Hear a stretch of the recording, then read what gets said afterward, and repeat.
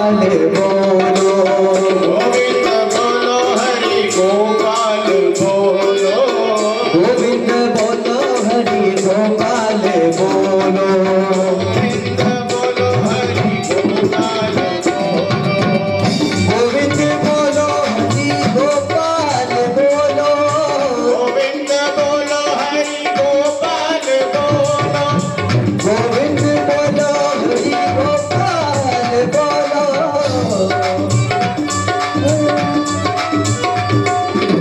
राधा रमण हरि गोविंद बोलो, राधा रमण हरि गोविंद बोलो, गोविंद बोलो हरि गोपाल बोलो, रमण हरि गोविंद बोलो।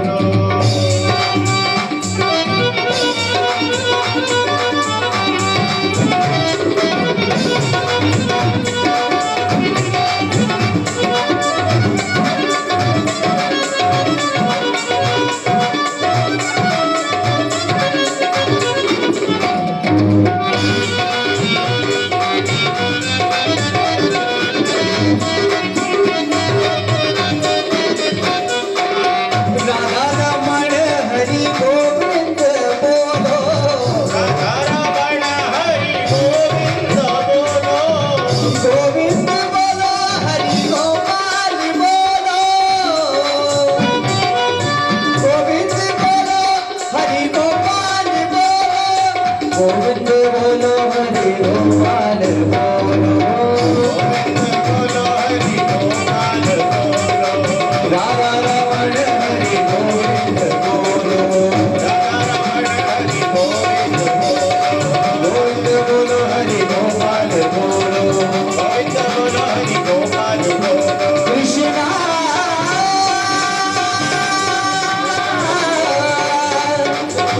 हरे कृष्णा हरे हरे।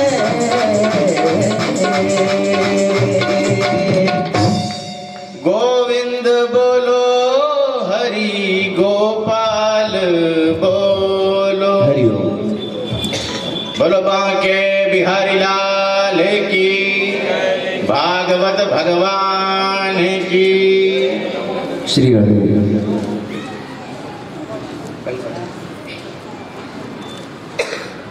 तो गौकर्ण जी महाराज अपने पिताजी को समझा रहे हैं। बोले पिताजी, जीव को संसार में बांधने की दो रस्सियां हैं। जब ये शरीर हमारा नहीं है तो शरीर के नाते हमारे कहां से हो जाएंगे। इसलिए धर्मम भजस्व सततम त्यज लोक धर्मा। इसलिए आप केवल भगवान के चरणों का ध्यान करो, क्योंकि ये जगत, ये संसार है, क्षण भंगुर है। क्षण भंगुर जीवन की कलिका, कली जात कुजात खिले ना खिले। मलयाचल की शुचि शीतल गंध, सुगंध समीर चले ना चले। कलिकाल कुठार लिए फिरता, तन नम्र है चोट झिले ना झिले। रट ले रसना हरि नाम सदा, पर अंत समय पे हिले ना हिले। क्या पता कि अंत समय में भगवान का नाम स्मरण हो या न हो। इसलिए पिताजी, ये जीवन की कलिका एक क्षण भंगुर है। अन्यस्य दोष गुण चिंतनमाशु मुक्त्वा। इसलिए पिताजी, दूसरों में गुण मत देखो और दोष भी मत देखो। एक बार उद्धव जी ने भगवान से पूछा, बोले प्रभु गुण और दोष की परिभाषा क्या है? बोले गुण दोष त्रिशिर दोष गुणस्तु भय वर्जित। जो दूसरों में गुण ही गुण देखता है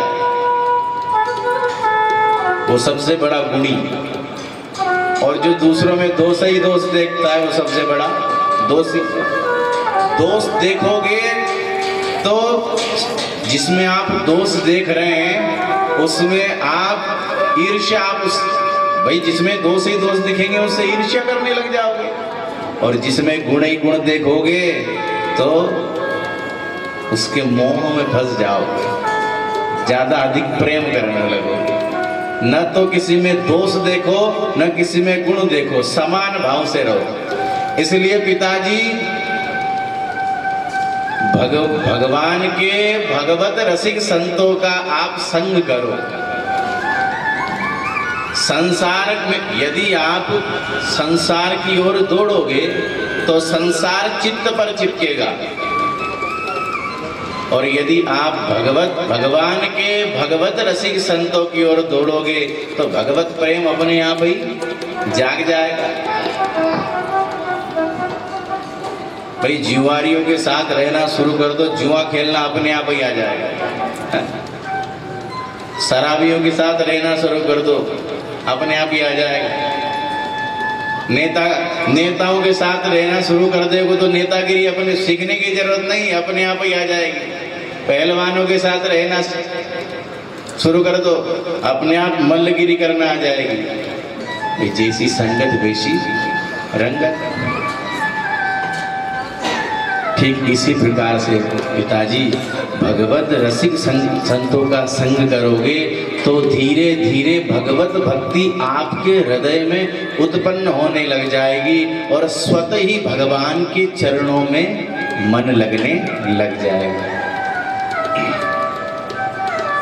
संतन के संग लाग रे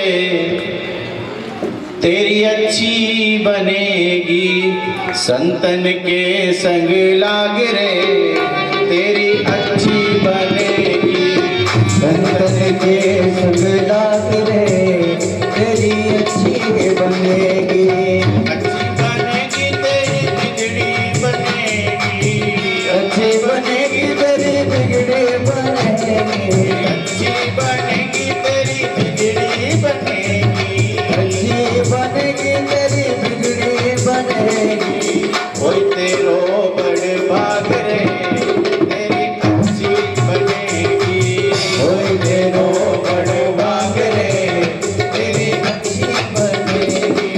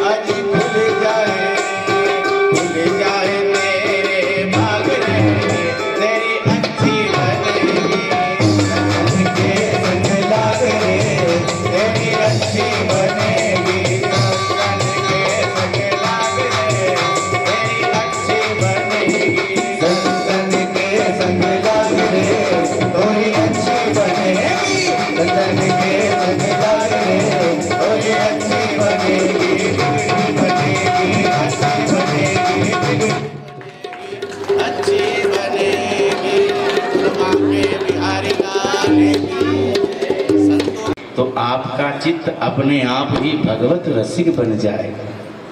गोकर्ण जी का एक एक शब्द आत्मदेव की बुद्धि में बैठ गया। 60 वर्ष की आयु है। एवं सुतोपि वसतोपि गृहं विहाय यातं वना स्थिरमति गतिर्षष्टि वर्ष युक्तो हरेरनुदिनं परिचर्ययासौ श्रीकृष्णमापनियतं दशमस्य पाठः। 60 वर्ष की अवस्था में आत्मदेव को पुत्र की एक एक बात अच्छी तरह चित्त में बैठ गई और तुरंत घर छोड़ दिया और जंगल में जाकर के श्रीमद् भागवत के 10वें स्कंद का पाठ करके और भगवान के परम पद को प्राप्त हुआ। अब इधर पिताजी जो चले गए जंगल में,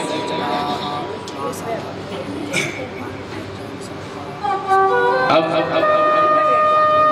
पिताजी जब वन में चले गए तो इधर धुंधकारी ने माताजी को पकड़ लिया। बता, पिताजी ने सारा माल जो छुपा रखा था कहाँ है, सारा माल निकाल। अब जल्दी जल्दी बता दे माल कहाँ गड़ा रखा है। जितनी भी तिजोरियां पिताजी ने छुपा करके रखी थी सारी की सारी मेरे सामने खोल दे। धुंधली ने कहा अच्छी पसंद। बोले घर में जितने बर्तन थे वो तो तूने बेच दिए, एक एक चीज तुझे दे दी, घर में कुछ नहीं बचा है। बोले तू झूठ बोलती है, और यदि तूने मुझे धन नहीं दिया तो हनिश्चय लत्तया न चेत, जलती हुई लकड़ी से मारूंगा। धुंधली ने सोचा ये धुंधकारी मुझे छोड़ने वाला नहीं है, और क्या किया, रात में अंधकूर्म कुएं में जाकर के और अपने देह का प्राणांत कर दिया। कूपे पातौ कुतः रात्रौ तेन सा निधनं गतः। पिताजी तो संतों के साथ गए, माताजी कुआं में गिरकर मर गई। गोकर्ण जी ने सोचा अब हमारा ही नंबर है। गोकर्ण जी चल गए तीर्थ यात्रा के लिए। अब धुंधकारी निरंतर चोरियां करने लगा और 5-5 वैश्याओं को ला करके अपने घर में रख दिया। जितनी भी चोरी करके लाता सारा उन पर लुटाता जाता।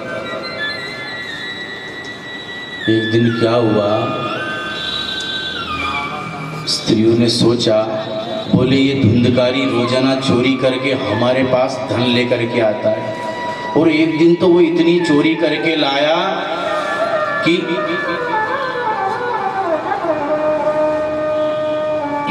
उन्होंने सोचा, बोले हमें तो लगता है कि ये राजा के यहाँ से चोरी करके लाया है, और यदि राजा को पता चल गया तो ये बता देगा बोले इनके लिए चोरी करता हूँ, तो इसके साथ हम भी मारी जाएंगे। इसलिए उन 5 स्त्रियों ने कहा, बोले बहन अब धन खूब हो गया है, अब इसको ठिकाने लगा देना चाहिए। रात में धुंधकारी शराब पी करके आया और एक खटिया पे सो गया। 5 वेश्याओं ने क्या किया, रस्सी से बांध दिया और गला दबा करके जैसे ही मारने लगी तो चिल्लाने लगा। एक वेश्या गई और आग का अंगारा लेकर के जलता हुआ आग का अंगारा मुंह में रखा, सही तप्तांगार समूहाश्च तन्मुखे विचक्षुपु। आग की ज्वाला में तड़पता हुआ विकलता हुआ धुंधकारी तो मारा गया, और गणिकाओं ने क्या किया, उसी घर में गड्ढा खोद करके उसके शरीर को गाड़ दिया और धन का बंटवारा करके चली गई। सनकादिक कहते हैं, नारद जी जो धन से ही प्रेम करने वाली स्त्रियां हैं ऐसी देवियों पर कभी विश्वास नहीं करना चाहिए। सुधामयम बचो यासाम कामिनाम रसवरदयम हृदयम क्षुरदाभासम प्रिय को नामयोषिताम। अब इधर गोकर्ण जी को जब यात्रा करते करते पता चला कि हमारे भैया सिधार गए हैं, तो गया जी में जाकर माता पिता और भाई का पिंडदान किया, श्राद्ध किया। लौट कर जब लौट करके गोकर्ण जी आए तो आते आते रात का समय हो गया। और चुपचाप आकर के, भाई जो संत लोग होते हैं ना, रात में कहीं आ जाएं तो संतों का भजन तो रात में ही होता है। उन्होंने किसी गौकर्ण जी महाराज रात में आ गए, किसी को बोल देते तो उनकी व्यवस्था करते, लेकिन उन्होंने एक जगह को साफ करके अपने घर में और आसन लगा करके भजन करने लगे। अब भजन जब कर रहे थे तो जो धुंधकारी है वो प्रेत योनि में चला गया। तो वो भजन करते करते कभी रोने की आवाज आती है, कभी वो बकरा बन के आ जाता है। गौकर्ण जी ने बोला आप कौन हो? लेकिन प्रेत बनने के बाद आवाज कहां से आए? जो केवल वायु का ही पान करके रहने वाला है, संज्ञा मात्रम चकार है, केवल इशारा करता है, बोल नहीं पाता। और गौकर्ण जी ने क्या किया, हाथ में जल लेकर के और गायत्री मंत्र से अभिमंत्रित करके जैसे ही उस प्रेत आत्मा पर जल को छोड़ा तो वो प्रेत आत्मा बोल पड़ी, अहम भ्राता त्वदीयोस्मि धुंधकारीति नामतः स्वकीयेनैव दोषेण ब्रह्मत्वं नाशितं मया। भैया मैं तुम्हारा भाई हूँ धुंधकारी, मैं अपने ही दोष के कारण अपने ब्रह्मत्व को मैंने नष्ट कर दिया। भयंकर प्रेत बन करके भटक रहा हूँ, मैंने कितने पाप किए। इसलिए भैया अहम बंधु कृपा सिंदूर भ्रातुर मामाशु मोचया, आप तो मेरे बड़े भैया हैं, मेरी मुक्ति कैसे होगी उसका उपाय आप बतलाइए।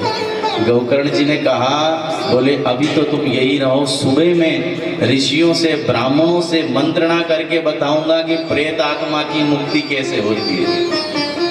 गौकर्ण जी ने सुबह सभी ब्राह्मणों से ऋषियों से पूछा, लेकिन कोई समाधान नहीं निकला। तो आज गौकर्ण जी ने सूर्य की गति कोई, अपने गौकर्ण जी के गुरु है भगवान सूर्य नारायण, और सूर्य नारायण भगवान अपने गुरु से प्रार्थना करें, तुभ्यं नमो जगत साक्षी ब्रूहि में मुक्ति हेतुकम। हे जगत के साक्षी भगवान सूर्य नारायण, हे प्रभु कृपा करके ये बताओ कि मेरे भाई का उद्धार कैसे होगा। और प्रार्थना सुनते ही भगवान सूर्य ने दिव्य वाणी से आश्वासन दे दिया, श्रीमद्भागवतान मुक्ति सप्ताहं वाचनं कुरु। प्रिय गोकर्ण, अपने भाई को श्रीमद् भागवत संहिता का सप्ताह का विधि से श्रवण कराओ, निश्चित रूप से वो इस प्रेत योनि से मुक्त हो जाएगा। हे प्रभु, और श्री गोकर्ण जी महाराज ने आषाढ़ मास में दिव्य भव्य श्रीमद् भागवत कथा का आयोजन किया। लोगों को पता चला तो वैष्णवम ब्राह्मणम मुख्यम श्रोतारः परिकल्पितः। उसी समय धुंधकारी भी, जितने भी वैष्णव है ब्राह्मण है सारे के सारे श्रोता इकट्ठे हो गए, और धुंधकारी वहीं जहाँ कथा हो रही थी वो बांस का जंगल था, और सप्त ग्रंथि के पास में आकर के धुंधकारी, क्योंकि धुंधकारी कहीं बैठ तो सकता नहीं है, क्योंकि प्रेत तो हवा में रह ही नहीं सकता, सप्त ग्रंथि का तो बाँट था, उसमें आकर के धुंधकारी विराजमान हो गया, बैठ गया। और व्यासपीठ पर गौकर्ण जी महाराज विराजमान हुए, और जैसे ही प्रथम दिन की कथा की समाप्ति हुई, उस ब्रांच की प्रथम जो ग्रंथि थी वो छूट गई। द्वितीय दिन की कथा समाप्त हुई, द्वितीय ग्रंथि विभेदन हो गई, और जैसे ही सात दिन की कथा पूर्ण हुई, एवं सप्त दिनश्चैव सप्त ग्रंथि विभेदनम, और 7 दिन में उस बांस की सात की जो 7 गांठें थी वो चटक गई, और दिव्य रूप धरो जागस तुलसी दाम मंडितः पीतवासक घनश्यामा मुकुटी कुंडलान्वितः। 7 दिन की भागवत सप्ताह के संपन्न होते ही वो प्रेत रूपी धुंधकारी एक दिव्य अलौकिक देवता के रूप में सामने आकर के खड़ा हो गया। दिव्य रूप तुलसी दाम मंडित, जिसके गले में तुलसी की कंठी है, पीतांबर पहना है और मुकुटी कुंडलान्वित, कुंडल धारण किए हुए हैं, वैष्णव दीक्षा ली हुई है। और धुंधकारी आकर के गोकर्ण जी के सामने हाथ जोड़ करके खड़ा हो गया। बोले भैया मुझे नहीं पहचाना? बोले मैं आपका भाई हूँ धुंधकारी।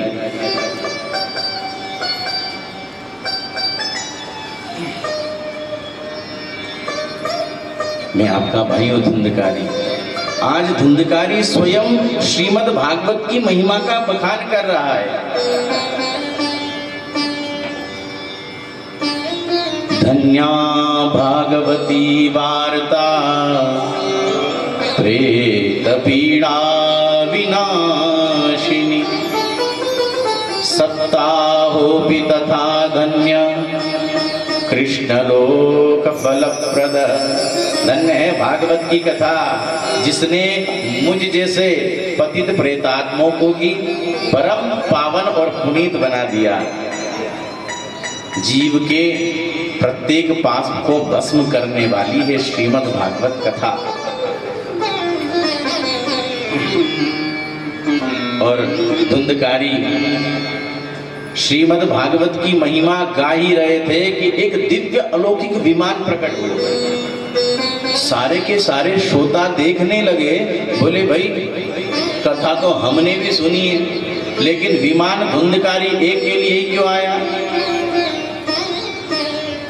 यहाँ पर तो बहुत सारे श्रोता बैठे हुए, लेकिन विमान केवल धुंधकारी के लिए ही क्यों आया? अत्रैव बहवः सन्ति श्रोतारो मम निर्मला, आनीतानि विमानानि न तेषां युगपत् कुतः। यह हजारों श्रोताओं ने बराबर कथामृत का पान किया, श्रवण किया, लेकिन विमान एक ही क्यों आया? तो भगवान के पार्षदों ने कहा श्रवणस्य विभेदेन फल भेदो तो संस्कृत। सबके सुनने का भेद है, श्रवण करने का। श्रवणम तु कृतम सर्वै, भाई कथा तो सारे सुन रहे हैं, न तथा मननम कृतम। कथा तो आप सारे सुन रहे हैं, लेकिन आप में से कोई विरला ही होगा जो इन कथा पर जाकर चिंतन करेगा घर में जाकर। ये संशयात्म का जो बुद्धि है ना, बुद्धि, ये भगवान की कथाओं को, भाई भगवान कहते हैं, ऋषि कहते हैं कि भगवान की कथाओं को हृदय में उतार लेना चाहिए। इस सत्संग के फल को अपने हृदय में उतार लेना चाहिए, अपनी बुद्धि में उतार लेना चाहिए। महाराज जी बोलते भैया झूठ नहीं बोलना चाहिए, लेकिन दुकान पर बैठेंगे तो झूठ भी बोलना पड़ेगा। महाराज जी दुकान झूठ नहीं बोलेंगे तो काम कैसे चलेगा? हमारा तो धंधा ही बंद हो जाएगा। सत्संग को, इस भागवत रूपी फल को या सत्संग रूपी फल को बुद्धि में उतारो, उसका मनन करो। बुद्धि में उतारना अर्थात उसका मनन करना।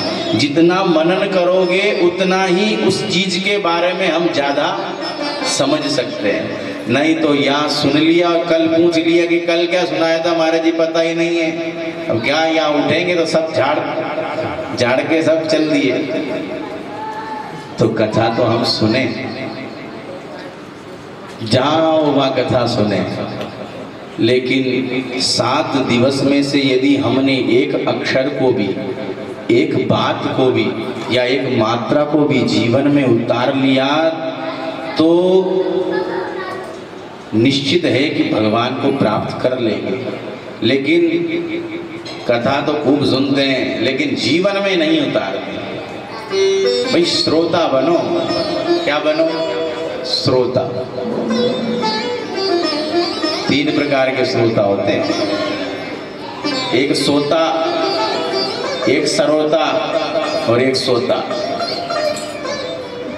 एक तो सोता कैसा होता है? बढ़िया खंबा मिल जाए और ऐसी जगह देखता है कि बढ़िया महाराज जी तो प्रवचन कर ही रहे हैं, कमर महाराज बढ़िया टिकी है, चकाचक समाधि लग गई। एक वो सोता। अब कथा में कीर्तन बोला, बोले भागवत भगवान की, जब जाकर के नींद खुली एक होता है सरोता, सुपारी काटने का नहीं आता है सरोता है? आकर की कथा में बैठ जाता है, बस उसका यही काम होता है, कथा नहीं सुनता है वो। उसका क्या होता है भाई? सरोता का काम क्या होता है? काटना। वो कथा में आकर के बैठ जाएगा, सोई कथा पर नहीं ध्यान देगा कि महाराज जी क्या बता रहे हैं कि श्रीमद् भागवत तो पवित्र को भी पवित्र करने वाली है, ये नहीं सुनेगा। वो क्या सुनेगा? थोड़ा सा मंच इधर से इधर बन जाता ना, और महाराज क्या सुंदरता बढ़ जाती। केवल तर्क कुतर्क करने में लगे। एक बार एक मेले में दो मूर्तियां थी, दोनों मूर्तियां एक जैसी मूर्तियां दोनों।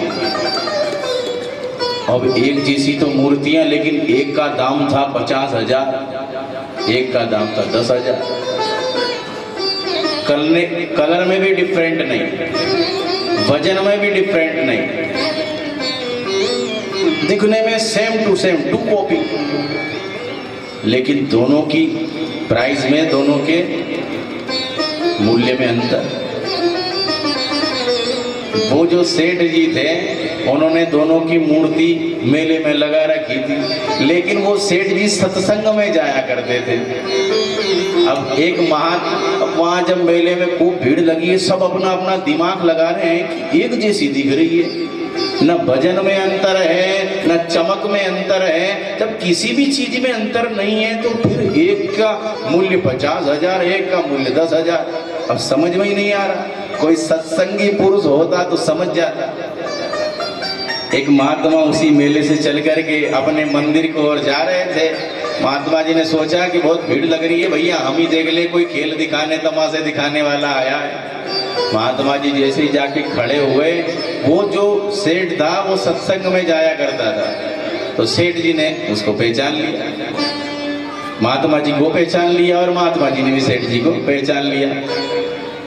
अब लोग बातें चीतें कर रहे हैं, वही बात कि ये कैसे 50,000 की होगी, ये 10,000 की क्यों है, समझ में ही नहीं आता, कैसे पता करे। और उसी भीड़ में जो महात्मा, भाई सतपुरुषी जो होते हैं, महात्मा जो होते हैं, वो सबकी जानते हैं। उन्होंने कहा, बोले हम बताते हैं कि ये कितने की, ये कितने की। दोनों मूर्तियों को रखा, बोले एक रस्सी लेके आओ। एक रस्सी को बुलाया, एक रस्सी को ऐसे बल दे करके, और एक जो पहली मूर्ति थी उसके इस कान से डाला, और वो रस्सी इस कान से निकल गई। बोले ये 10,000 की है। अब ये 10,000 की, लेकिन विशेषता क्या? इधर से करके इधर से वो रस्सी बाहर निकल गई। अब दूसरी मूर्ति में वही प्रक्रिया दोबारा करी, तो वो रस्सी इधर बाहर न जाके हृदय में उतर गई। जो भगवान की कथा को इधर से सुन करके इधर निकल देता है, वो सच्चा श्रोता नहीं होता है। इधर अभी सुनी और इधर निकाल दी, सच्चे श्रोता बनो। कैसे श्रोता? 50,000 वाली मूर्ति बनना है कि 10,000 वाली? रेट घटाने के बढ़ाने? वो जो रस्सी महात्मा ने डाली, वो रस्सी यहाँ से इधर ना निकल के हृदय में उतर गई। भगवान की कथा, ठाकुर जी की कथा इधर से सुन करके, और जो हृदय में उतार लेता है वो सच्चा श्रोता होता है। टकवा भकवा कर्ण रस। क्या कथा में कुछ लोग तो केवल टकटकी लगा के देखते रहते हैं, कथा पर ध्यान नहीं देते। टकवा भकवा कर्ण रस, कुछ तो केवल सुन के ही आनंद प्राप्त करते। और चौथे कछु कछु ज्ञान। कुछ लोग ऐसे भी आते हैं जो कुछ जानते नहीं, किसी की मानते नहीं। कछु कछु ज्ञान, थोड़ा बहुत ज्ञान है, लेकिन कुछ जानते नहीं है, किसी की मानते नहीं है। टकवा भकवा कर्ण रस, चौथे कछु कछु ज्ञान।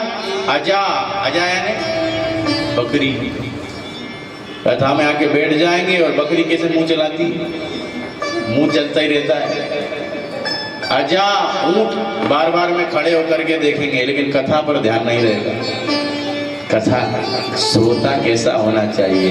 अष्टम सूप प्रमाण, जिससे सूप सार सार को ग्रही लहे, धोता दे उड़ाए।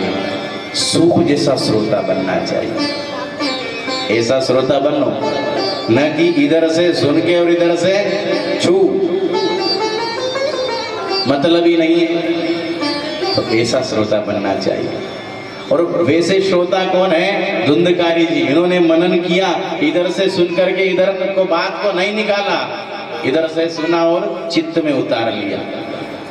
श्रवणम तो कृतम सर्वै, सुना तो सभी ने, सुनते तो भगवान की कथाएं सभी हैं, लेकिन न तथा मननम कृतम, मनन कौन नहीं करता है। जब तक मनन नहीं करोगे तब तक परमात्मा को जान भी नहीं पाओगे। और धुंधकारी ने कथा का मनन किया, इसलिए उनके लिए विमान आया। अब धुंधकारी तो चले गए, लेकिन सारे के सारे जितने भी वहां श्रोता थे आज उदास होकर के बैठ गए। गौकर्ण जी ने कहा चिंता मत करिए, हम दोबारा कथा का आयोजन करेंगे और तुम सारे के सारे ही भगवान के धाम को जाओगे। और दोबारा भाई सारे श्रोता सोचने लगे, बोले हमें भी भगवान के धाम को जाना है। और श्रावण मास में गौकर्ण जी महाराज ने पुनः श्रीमद् भागवत का आयोजन किया। और जब 7 दिन की सप्ताह संपन्न हुई तो अयोध्यावासिनः पूर्वं यथा रामेण संगता तथा कृष्णेन ते नीता गोलोकम योगी दुर्लभ। जैसे राघवेंद्र प्रभु के साथ समस्त अयोध्यावासी अपने परम धाम को गए थे, ऐसे ही आज गौकर्ण जी महाराज के साथ सारा श्रोता समुदाय भगवान के परम पद को प्राप्त हो गया। बोलो भागवत भगवान की। सनकादिक कह रहे हैं, बताइए नारद जी महाराज कैसे कैसे पापी को तार सकती है श्रीमद् भागवत। धुंधकारी जैसा प्रथम श्रेणी का पापी यदि तर सकता है तो हम जैसे जीवों पर भगवान कृपा क्यों न करेंगे? भाई धुंधकारी तो प्रथम श्रेणी का पापी था, तो हम छोटे मोटे पापी तो हम वैसे ही तर जाएंगे। तो कौन से आश्चर्य की बात है। और देवदर्शी महाराज गदगद हो गए और बोले महाराज एक अंतिम प्रश्न और करना चाहता हूँ। भागवत कथामृत पान करने के, भगवान की कथा सुनने के नियम क्या है ये और बता दीजिए।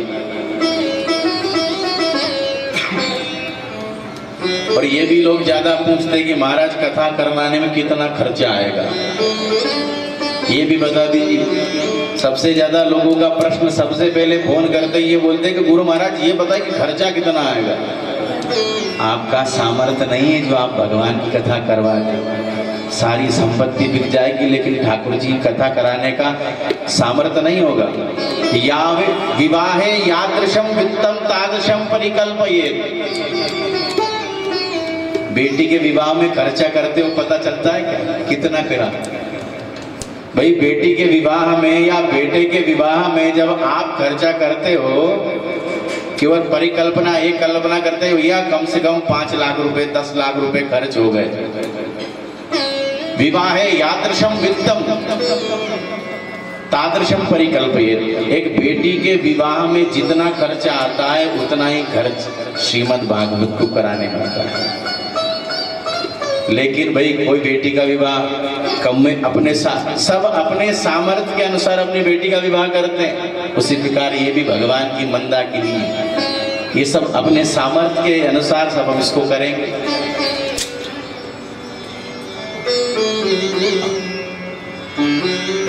नियम बताए, यदि सकाम अनुष्ठान करवाना है तो किसी अच्छे पंडित जी ज्योतिषी से जाकर के सुंदर सा मुहूर्त निकल आए।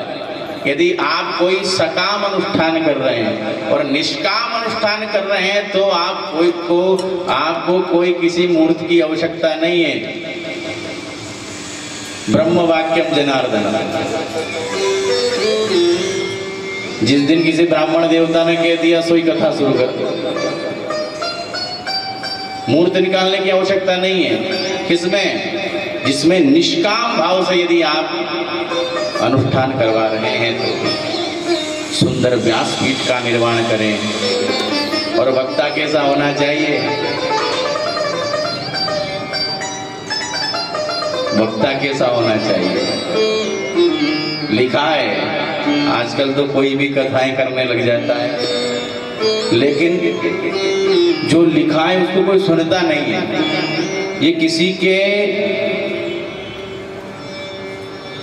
किसी के अपमान की बात नहीं है, लेकिन जो लिखा है वो करना चाहिए तो फल मिलेगा। श्रीमद् भागवत में लिखा है कि वक्ता कौन होना चाहिए। आजकल माताएं भी कथा करती हैं, माताओं की कथा का विरोध नहीं करते हैं, लेकिन लिखा क्या है वो सुनिए। विरक्तो वैष्णवो विप्रो, या तो कोई विरक्त हो या फिर वैष्णव हो। विरक्त हो, कोई विरक्त संत हो, और यदि कोई विरक्त संत नहीं है तो वैष्णव तो होना ही चाहिए। और वैष्णव के साथ विरक्तो वैष्णवो विप्रो वेद शास्त्र विशुद्धि कर। भाई जो माताएं कथा करती हैं वो विरक्त तो हो नहीं सकती। और वैष्णव की दीक्षा तो किसी भी गुरु से कंठी धारण करके हो सकती है। और यहाँ तो लिखा गया है जो शरीर से ब्राह्मण हो वही कथा करने का अधिकारी। जो शरीर से ब्राह्मण नहीं है उसको कथा करने का अधिकार बिल्कुल नहीं है। विरक्तो वैष्णवो विप्र तो होना ही चाहिए। और एक सबसे बड़ी बात, वेद शास्त्र विशुद्धिकृत। जो गुरुकुल में जाकर के गुरु की सेवा करके, क्योंकि विद्या तो गुरु की सेवा करने से ही आती है। गुरु शुश्रूषया विद्या। जो गुरुकुल में जाकर के जिसने वेद और शास्त्रों का गुरु के चरणों में रह करके अध्ययन किया हो वो ही इस पीठ पर बैठने का अधिकारी होता है। लेकिन समय का प्रभाव और कलयुग में इतने गुण हैं कि इस व्यासपीठ की मर्यादा को लोगों ने भंग कर दिया है। और ये बातें जब सुनते हैं तो चित्त में बड़ी अशांति सी हो जाती है, क्योंकि ये ऐसी पीठ है कि ये पीठ को पाने के लिए प्रभु कृपा ही होती है। तब जाकर के आप चाहे वेदों के पारंगत बन जाओ, उपनिषदों के पारंगत बन जाओ, लेकिन इस यहाँ बैठने के लिए दो चीज यदि जीवन में है तो ही यहाँ पर बैठने के अधिकारी हो महाराज, अन्यथा यहाँ पर बैठने के अधिकारी नहीं हो। षट शास्त्र विद्या, 6 शास्त्रों में प्रवीण हो जाओ। निगमो प्रवीण, निगम यानी वेद, वेद में भी प्रवीण हो जाओ। और तथा दया व्याकरणे सुनिष्ठा, चाहे व्याकरण के खूब सूत्र याद कर लो, लेकिन 2 चीज विशेष है, गुरु प्रसादा हरि कृपाया। कौन सी 2 चीज? गुरु का प्रसाद, गुरु की कृपा और हरि की कृपा। ये 2 चीज जब व्यक्ति के ऊपर होती है तब यहाँ जाने का अधिकारी बैठता है, यही यहाँ बैठने का अधिकारी को बन जाता है। भागवत के एक एक श्लोक में भगवान का स्वरूप छुपा हुआ है। और जब भगवान श्रीमद् भागवत की रचना जब करने लगे ना तो वहां लिखा श्रीमद् भागवत। तो रचना करने लगे तो भगवान भगवती लक्ष्मी ने कहा भाई मेरा नाम भी तो आना चाहिए, तुम तो अपना ही प्रचार करने में लगे हो। भगवती राधा रानी ने कहा भाई अपना अकेले का प्रचार करोगे क्या? जब तक खूब कृष्ण के चरणों में प्रीति लगाओ, और राधा के चरणों में यदि प्रीति नहीं है तो कृष्ण मिल नहीं सकता है। तो श्रीमद् भागवत में जो श्लोक हैं वो भगवान श्री कृष्ण के स्वरूप है, और भगवती राधा रानी उन श्लोकों का अर्थ बन करके भागवत में प्रवेश करती है।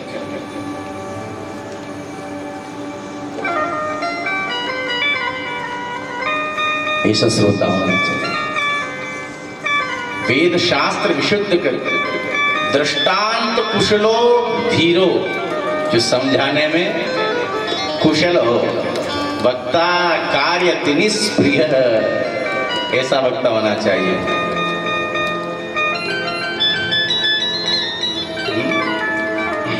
और प्रभु ये बताइए कि कितने समय भोजन करके कथा सुननी चाहिए। लिखा तो ऐसे है कि घी पी करके सुनो। अब महाराज घी तो भाई जो बचपन से घी पीता आया होगा तो उसको पचाना आता होगा। और एक गिलास कि भाई महाराज जी ने कह दिया कि घी पी कर ही कथा सुनेंगे, और अब तो कैसे घी पचेगा। अच्छा कोई बात नहीं, तो एक समय फलाहार कर लीजिए और एक समय भोजन कर लीजिए। बोले महाराज भूख बहुत लगती है, और कोई नियम थोड़ा ढीला हो जाए तो। लेकिन वहां लिखा है लब्धा बार सुखा वह, भोजन करो, एक नहीं 2 समय भोजन करो। लेकिन भोजनम तो वरम मन्ने कथा श्रवण कारकम, भोजन कितना करो, ऐसा नहीं कि एकदम फूल होकर के आए आते ही समाधि लग जाए, इतना भोजन नहीं करना है। हम भोजन इतना करें कि हमें भूख भी नहीं लगे और हमें नींद भी नहीं आए। नोपवासो वरह प्रोक्त कथा विघ्न करो यदि, कथा में श्रीमद् भगवान की कथा को सुनते सुनते हमें नींद नहीं आए, नींद रूपी बाधा नहीं आए, इतना भोजन करें। उपवास रखने में कोई बाधा उत्पन्न होती है तो उपवास की आवश्यकता नहीं। भाई किसी को डायबिटीज है, किसी को शुगर है, अब ये तो ऐसे व्यक्ति हैं कि इनको भोजन नहीं करेंगे तो यहीं आके तबीयत खराब हो जाएगी।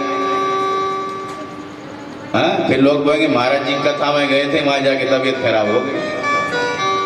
तो भोजन आवश्यकता के अनुसार अपनी शरीर की शक्ति के अनुरूप व्रत रखो। ऐसा नहीं कि व्रत रखना ही पड़ेगा, व्रत रखने का कोई नियम नहीं है, लेकिन अपने शरीर में सामर्थ्य है कि यदि हम एक समय फलाहार कर सकते हैं तो करिए, नहीं सामर्थ्य है तो दोनों समय भोजन करिए। किसी के शरीर में सामर्थ्य है कि भैया हम तो उपवास करके खूब रह सकते हैं तो रहिए, और नहीं है तो फिर कष्ट। भगवान ऐसा नहीं कहते हैं भैया तू भूखा रह के भजन कर, क्योंकि भूखे भजन न होए गोपाला, ये ले तेरी कंठी माला। भैया मेरे से भजन नहीं होता है, तेरी कंठी माला तू ले, तू संभाल। इसलिए कथा यदि हमें सुनना है तो एक समय नहीं 2 समय भी हम भोजन करें तो कर सकते हैं, लेकिन कितना भोजन करें। कथा विघ्न करो यदि, कथा सुनने में बाधा उत्पन्न नहीं हो, विघ्न उत्पन्न नहीं हो, जैसी प्रीति हो, सुनने में जितना आनंद आवे ऐसा करें। और वक्ता में साक्षात सुखदेव का दर्शन करें। शुभ रूप प्रबोधज्ञ सर्वशास्त्र विशारद, एतत् कथा मत ज्ञानम, एतत् कथा प्रकाशेन मत ज्ञानम विनाशय। इस भावना से शुभ स्वरूप का पूजन करें। कथा के समापन में श्रोता समुदाय खूब नाम संकीर्तन करें। अब जब नाम संकीर्तन की बात आई तो भगवान नारद जी महाराज ने अपनी वीणा पर मालकोश राग को छेड़ दिया। नारद जी जैसे ही संकीर्तन की बात आई, नारद जी महाराज ने अपनी वीणा पर राग को छेड़ दिया और प्रहलाद तालधारी, संकीर्तन की जैसे ही बात आई प्रहलाद जी महाराज, प्रहलाद तालधारी तरल गति तया चोथव कंसधारी। प्रहलाद जी महाराज ताली बजाने लगे। उद्धव जी महाराज ने अपने हाथों में कांसे को ले लिया, खूब कांसा बजा रहे हैं नाम संकीर्तन में। प्रहलाद तालधारी तरल गति तया चोद्धव कंसधारी। वीणाधारी सुररसी। नारद जी महाराज ने अपनी वीणा पर राग छेड़ दिया। स्वर कुशलतया राग करतार जुनो भू। देवराज इंद्र अपनी मृदंग पर थाप देने लगे। लूट कर ले गया दिल जिगर सांवरा जादूगर। लूट कर ले गया दिल जिगर सांवरा जादूगर। लूट कर ले गया दिल जिगर सांवरा जादूगर। लूट कर ले गया दिल जिगर सांवरा जादूगर। नाम संकीर्तन हो रहा है। सारे श्रोता समुदाय खूब झूम झूम कर और खूब ताली बजाकर, कोई नाच कर, कोई नृत्य कर कर, कोई गाकर खूब भगवान के नाम संकीर्तन में आनंद के साथ नृत्य कर रहे हैं।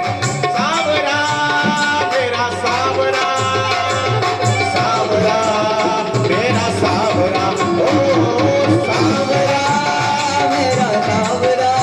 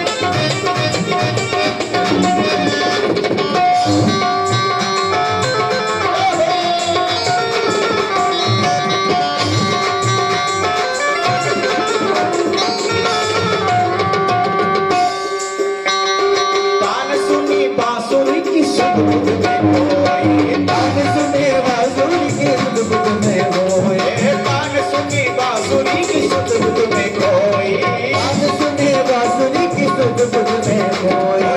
भूल गई लोग लाज बस्ती में होई, भूल गई लोग लाज बस्ती में खोए, बस्ती में होई प्रभु बस्ती में होई, बांसुरी में होई बाबा बांसुरी में होए, बस्ती में होई प्रभु बस्ती में होई, बांसुरी में होई प्रभु बांसुरी में होए। छोड़ के तुझको मैं जाऊं किधर, सांवरा जादूगर, छोड़ कर मैं जाऊं किधर, सांवरा जादूगर, कर ले गया दिल दीगर, सांवरा जादूगर, लूट कर ले गया मैं जिगर, सांवरा जादूगर, सांवरा मेरा सांवरा, सांवरा मेरा सांवरा, सांवरा मेरा सांवरा, सांवरा मेरा सांवरा, सांवरा मेरा सांवरा, सांवरा मेरा सांवरा, सांवरा मेरा सांवरा, सांवरा मेरा सांवरा। लूट कर ले गया दिल दीगर, लूट कर ले गया दिल दीगर, सांवरा कर ले गया दिल जिगर, सांवरा जादूगर, लूट कर ले गया दिल दीगर, सांवरा जादूगर, लूट कर ले गया दिल दीगर, सांवरा जादूगर, सांवरा जादूगर, सांवरा जादूगर, सांवरा जादूगर, सांवरा जादूगर, सांवरा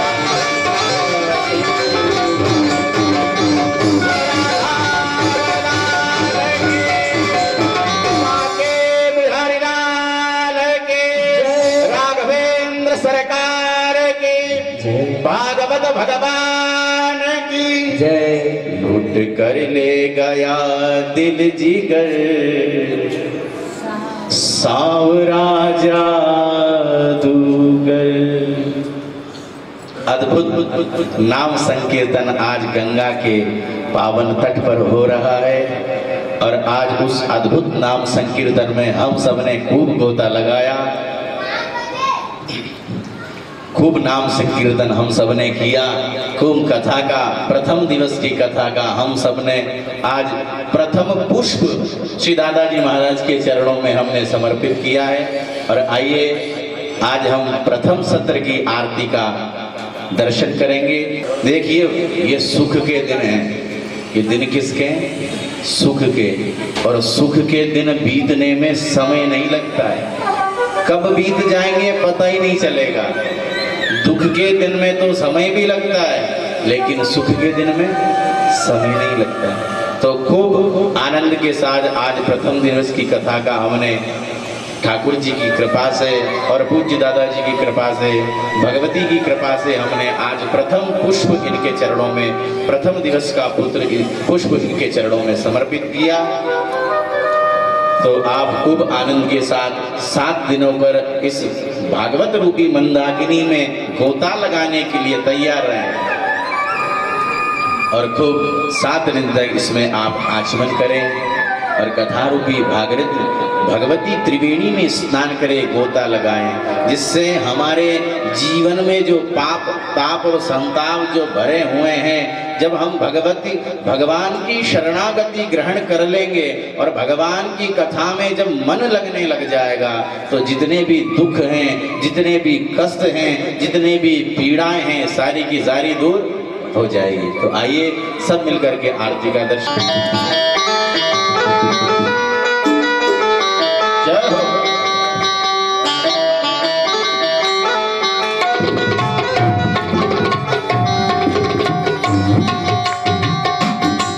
श्री भागवत भगवान की है आरती, पापियों को पाप से तार दी। श्री भागवत भगवान की है आरती, पापियों को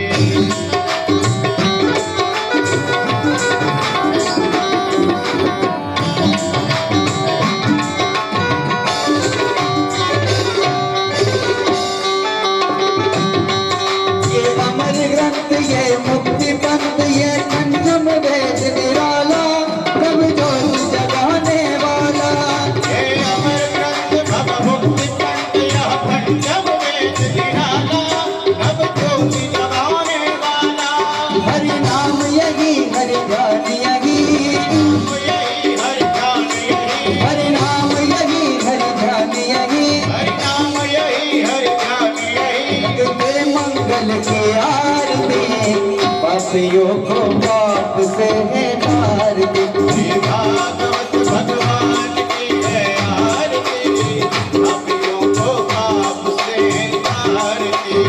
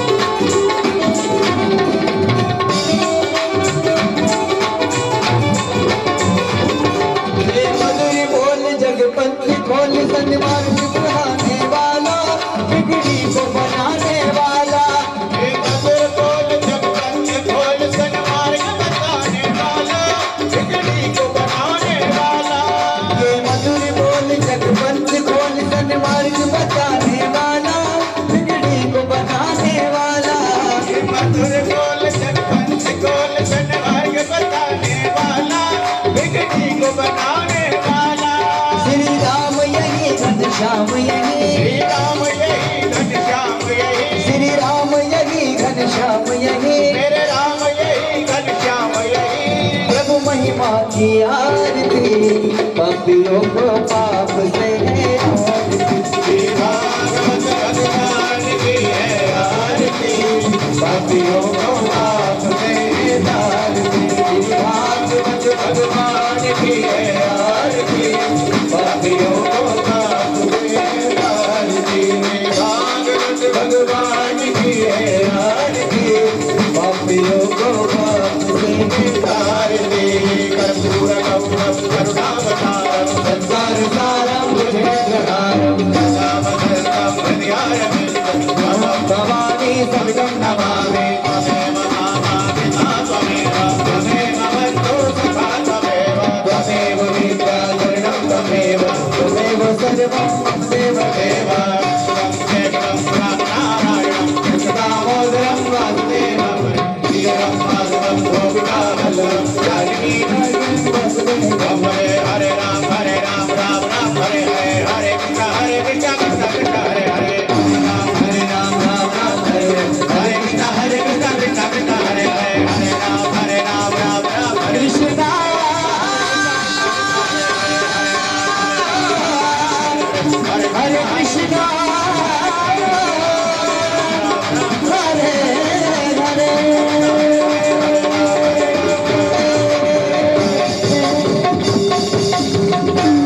भागवत भगवान की जय। शीतलीकरणं देवतावन्दनं महात्मावन्दनं मन्त्रपुष्पाञ्जलिः।